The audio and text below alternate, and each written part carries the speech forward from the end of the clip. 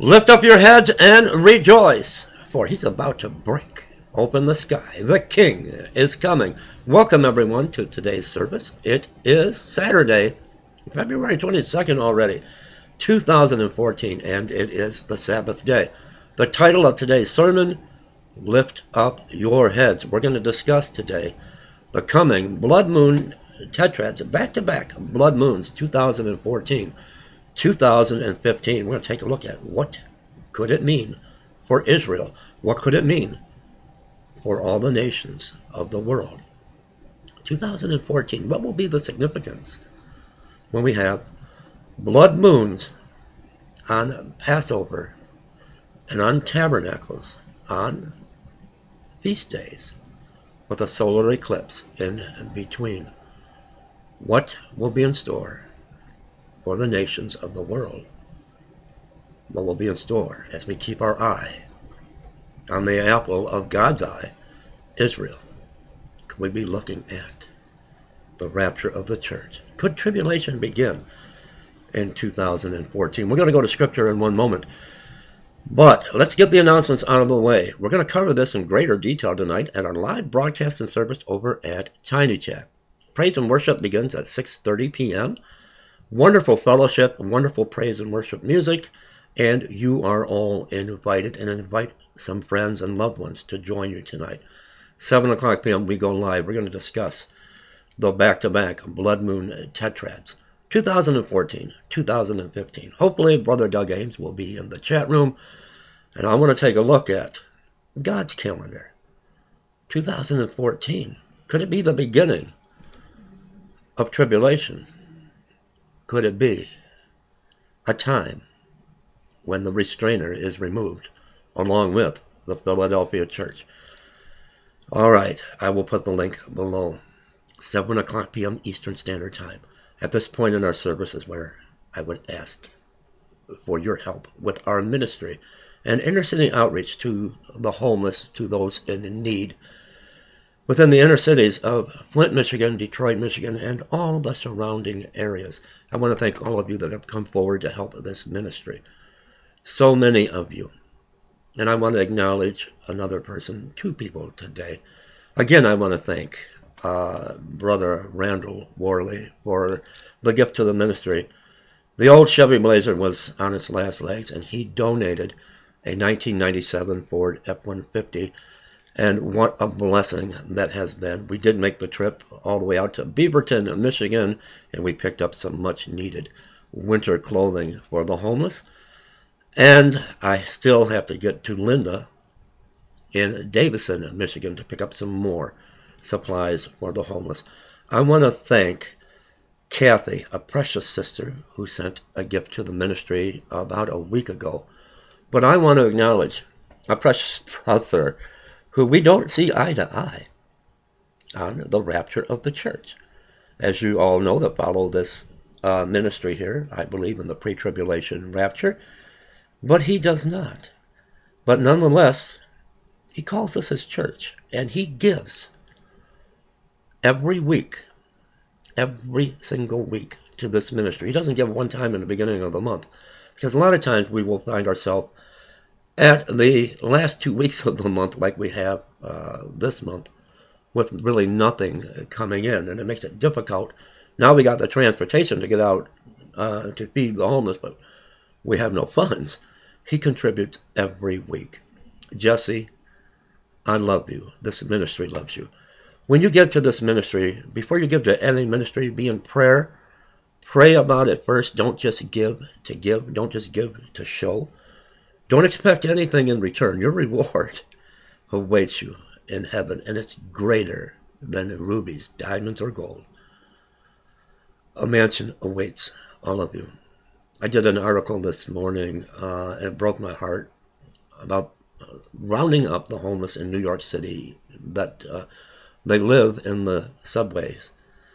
We need to do something as a church. We can't be the lukewarm church of Laodicea. We've got to remember what the angel said to the 7 churches and to the lukewarm church. So many of us today don't see the need. We don't want to see the need. We turn a blind eye because we ourselves are not in need. We're in the comfort of our own homes, and we have electricity, we have power on, we got heat on, we got a warm, comfortable bed. And we think we're rich. But something is coming upon this whole earth. We have blood moons, 2014, 2015. What did the angel say to the church of Laodicea? What did Yeshua say? Actually, you are not rich and in need of nothing. You're blind, you're miserable, and you're naked. Don't be left behind to be refined in the fire during tribulation. Trumpet of God Ministries, when you give to this ministry, it's not my ministry helping that person in need, that is hungry, that is homeless, to get them shelter, to get them to a doctor appointment, to get them off of the street. Because the shelters, the warming centers, as soon as day breaks, they put the homeless back out on the street. We need your help. It is you that gives. All right, I don't want to make a long service today.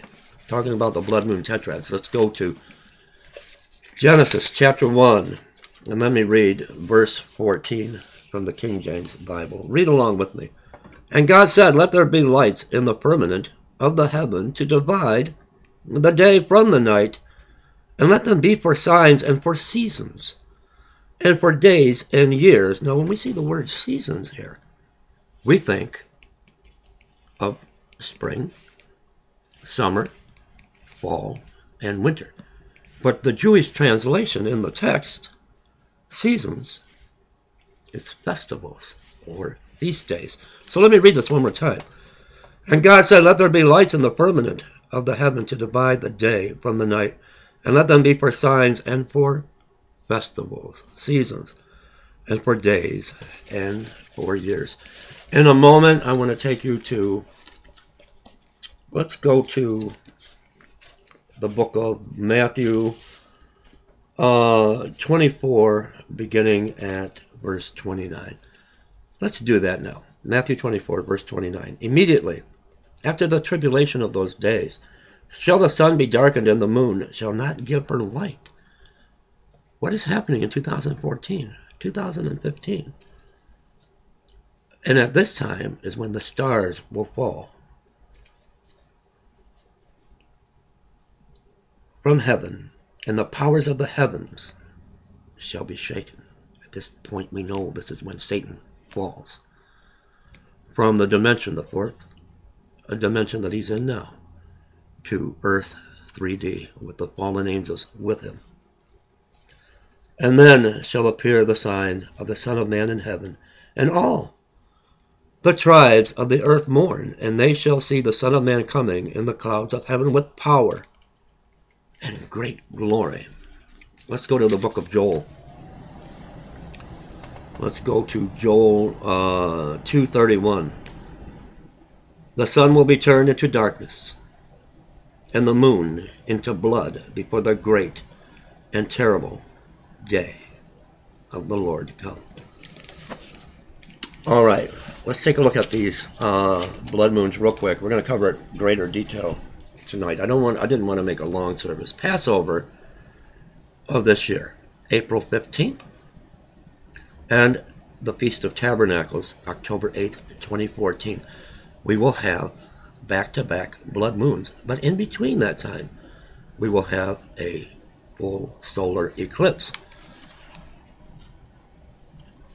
Now, going to 2015, Passover, 2015, April the 4th, and Tabernacles, September 28th, 2015, with another, this is very important, another full solar eclipse in between. Now, when we're looking at and trying to uncover what could be coming, when we see a solar eclipse, it means judgment on all nations. When we see a blood moon and a blood moon tetrad on a feast day, we got to keep our eye on Israel.